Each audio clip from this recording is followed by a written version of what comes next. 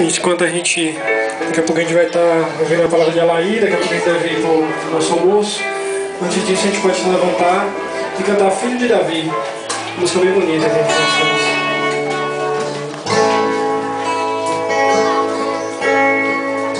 Me contaram que o Senhor ia passar e que havia uma chance de eu poder enxergar. Me disseram que tinhas poder pra ressuscitar e fazer o paralítico andar. Renasceu dentro de mim a fé que há muito eu já não tinha. Eu senti meu coração arder, eu gritei para o Senhor me responder.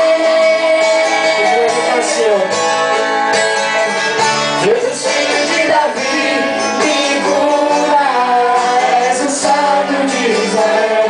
Diante de ti a tempestade se cala, meu Deus honra minha fé. Jesus, filho de Davi, me cura, és o Santo de Israel. Diante de ti a tempestade se cala, meu Deus honra minha fé.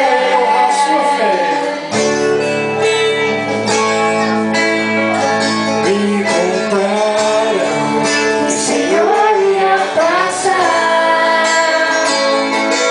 e que havia uma chance de eu poder enxergar. Me disseram que tinhas poder pra ressuscitar e fazer o paralítico andar. Renasceu dentro de mim a fé que há muito eu já não tinha. Eu senti meu coração arder, eu gritei para o Senhor me responder. Jesus, filho de Davi, me cura, és o Santo de Israel. Diante de ti a tempestade se cala, meu Deus honra minha fé.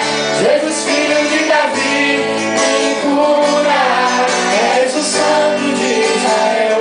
Diante de ti a tempestade se cala, meu Deus honra minha fé.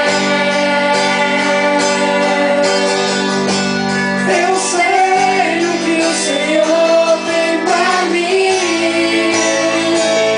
Tuas promessas não deixam de se cumprir.